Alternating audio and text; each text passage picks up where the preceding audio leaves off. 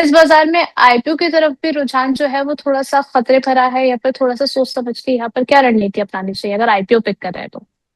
नहीं देखिए, आईपीओ के लिए बहुत ही सिलेक्टिव आपको रहना है क्योंकि बहुत कम आईपीओ अभी बड़े प्रीमियम पे खुलते हैं और मोर और लेस जो भी आईपीओस खुलते हैं 3 या 4 महीने के बाद वो आईपीओ के प्राइस के नीचे मिलते हैं। तो मैं कहूँगा कि देखिए जो प्योरली लिस्टिंग गेन्स के लिए काम कर रहे हैं उनको थोड़ा-सा अ, कॉशियस होना चाहिए क्योंकि ऐसा बाज़ार नहीं है जहाँ पे लिस्टिंग गेन्स में आप बहुत सारा पैसा बनाएँ।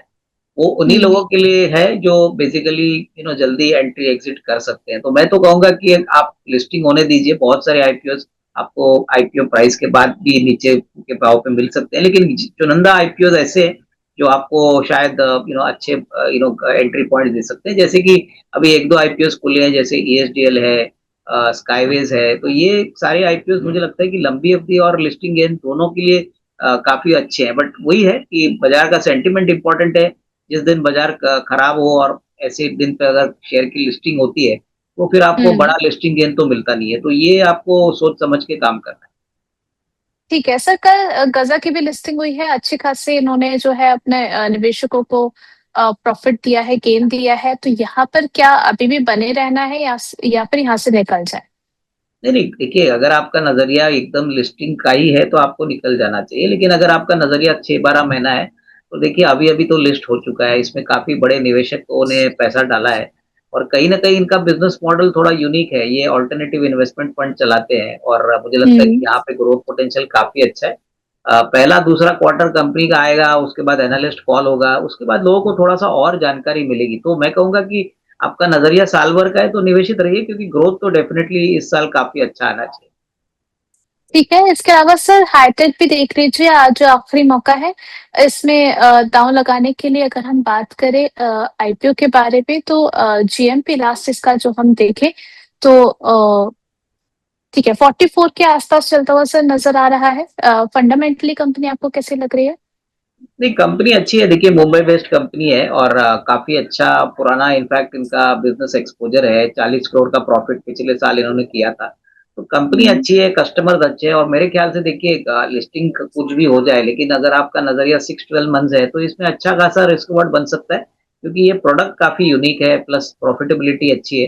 तो पोज़िशनल और मे बी थोड़ा-सा लंबी अवधि के लिए किसी को करना है काम तो मैं समझता हूँ कि पोस्ट आईपीओ के बाद खरीदिए या लिस्टिंग में आप ट्राई कर सकते हो, अगर आपको अलॉटमेंट मिलता है तो बढ़िया, अदरवाइज़ पोस्ट आईपीओ आपको रीज़नेबल प्राइस पे अगर शेयर मिलता है तो डेफ़िनिटली निवेश का मौका बन सकता है। ठीक है, इसके अलावा सर यहाँ पर आईपीओ से रिलेटेड 2 प्रश्न मेरे पास आए हैं पिंटू कुमार जी के।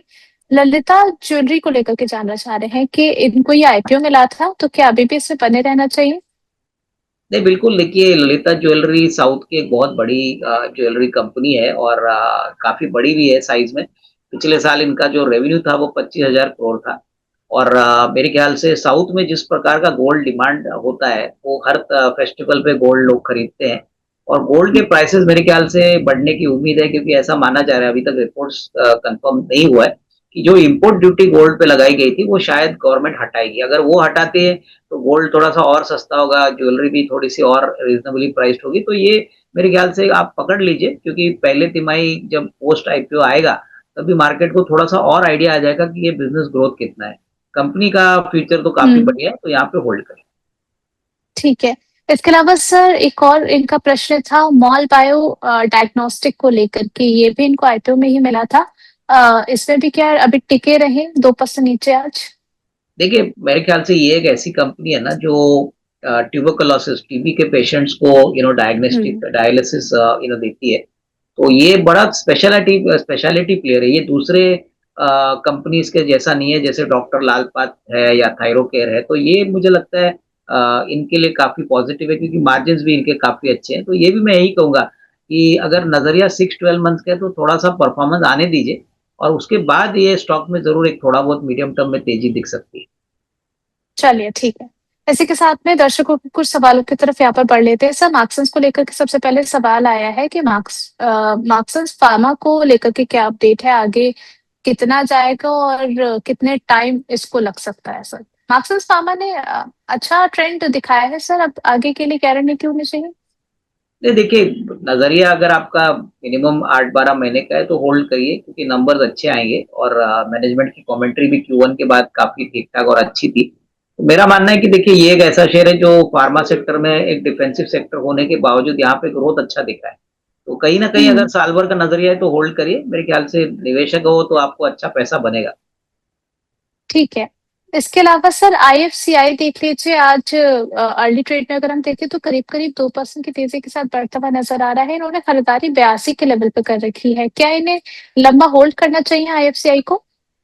नहीं देखिए, आईएफसीआई में जो नियर टर्म का ट्रिगर है वो एनएससी का आईपीओ है और एनएससी का हुँ। आईपीओ माना जा रहा है कि सितंबर या अक्टूबर में फाइनली ग्रीन सिग्नल इनको मिलेगा। तो जब ये लिस्ट होगा तभी डेफिनिटली जिनका आई मीन आईएफसीआई का काफ़ी सिग्निफिकेंट होल्डिंग है एनएससी में और प्लस जो ओवरऑल बिज़नेस ग्रोथ है, इंस्टीट्यूशनल काइंड ऑफ डिमांड जो है उनके लोन्स के लिए तो वो भी बढ़ रहा है। तो मेरे ख्याल से इनको थोड़ा-सा टाइम यहाँ पे देना चाहिए, कम से कम 6-8 महीने अगर पकड़ते हैं, तो डेफिनिटली इनको अच्छा रिस्क रिवॉर्ड मिल सकता है। ठीक है, इसके अलावा सर आईटीसी इस पर आपकी राय क्या रहेगी? अगर पोज़ीशन है तो क्या इसमें बने रहना ही ठीक-ठाक है कि चल जाएगा? क्योंकि अभी अगर हम देखें 269 पर चल रहा है अपने 52 वीक लो के पास पे। पोज़ीशन है तो क्या किया जाए? देखिए, ये भी एक ऐसा शेयर है ना जो काफ़ी धीरे चलता है और देखिए सिगरेट बिज़नेस तो एक सनसेट बिज़नेस हम मानते हैं क्योंकि ग्लोबली सिगरेट स्मोकिंग पे अभी काफ़ी प्रोहिबिशंस आई है। बट ओवरऑल अगर आप देखें तो ये ऐसी ऐसा बिज़नेस है जो काफ़ी कैश रिच है, कंपनी अच्छे डिविडेंड्स भी देती है। तो आपका नज़रिया अगर लंबा है, मन मान के चलिए कि डेढ़ 2 साल आप रह सकते हो इसमें, तो ही आप निवेश करिए क्योंकि अदरवाइज़ शॉर्ट टर्म में कोई बड़ा ट्रिगर नहीं है। ये स्टॉक इतना जल्दी भागेगा नहीं और जिन्होंने हुँ। ये शेयर कंबाइंड लिया था जब भी होटल के शेयर का, तो कम से कम होटल का शेयर मिलने से इनका थोड़ा-सा एक होटल के बिज़नेस से थोड़ा-सा अपसाइड आया। बट प्योरली जो आईटीसी होल्ड करते हैं, मेरे ख्याल से आपका लॉन्ग टर्म व्यू ही होना चाहिए, अदरवाइज़ शॉर्ट टर्म में कोई बड़ा ट्रिगर नहीं। ठीक है, इसके अलावा सर हम अगर डिफेंस थीम की बात करें तो यहाँ पर पारस डिफेंस आपको कैसा लग रहा है? अगर यहाँ पर प्रॉफिट बन रहा है तो प्रॉफिट लेकर के निकल जाना चाहिए? क्योंकि हमारे प्राइम दर्शक का ये सवाल है या फिर कहीं और मौके मिलेंगे इसमें और पोज़ीशन ऐड करने के? देखिए, अगर रीज़नेबल प्रॉफ़िट है तो थोड़ा-सा मुनाफ़ा डेफ़िनेटली बुक कर लीजिए क्योंकि शेयर निचले लेवल से काफ़ी भाग चुका है। तो मैं कहूँगा कि हुँ। थोड़ा प्रॉफ़िट है तो मेरे ख़्याल से डेफ़िनेटली बुक करिए लेकिन बैलेंस क्वांटिटी होल्ड करिए क्योंकि अगले डेढ़ 2 साल की ऑर्डर बुक अच्छी है। कंपनी एक स्पेशल कैटेगरी में काम करती है और डेफ़िनेटली इनके लिए आगे का ग्रोथ मोमेंटम बहुत स्ट्रॉन्ग है। तो I think partly profit book करके पार्टली पोज़ीशंस होल्ड करें।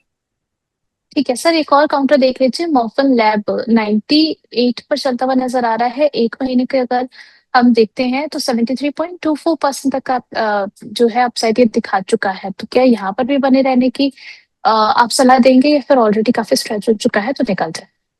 नहीं देखिए, मुनाफ़ा अगर अच्छा है तो थोड़ा-सा प्रॉफ़िट बुक कर लीजिए, लेकिन इस कंपनी में एक चेंज हो चुका है। पहले ये कंपनी सिर्फ़ मेडिकल इक्विपमेंट और इंस्ट्रूमेंट्स बनाती थी, अभी इन्होंने सीडीएमओ स्पेस में एंट्री की है और ये मार्केट को बहुत हुँ। पसंद है और इसीलिए इस स्टॉक में बहुत अच्छी तेज़ी आपको देखने को मिली है। तो इसका जो बिज़नेस का इफ़ेक्ट है, वो आपको अगले 2-3 क्वार्टर्स में देखने को मिलेगा। तो जिनका टाइम फ्रेम थोड़ा लंबा है, वो होल्ड करें और जो शॉर्ट टर्म के लिए ले चुके हैं, थोड़ा-सा मुनाफ़ा बना है, वो थोड़ा-सा प्रॉफ़िट बुक कर सकते हैं।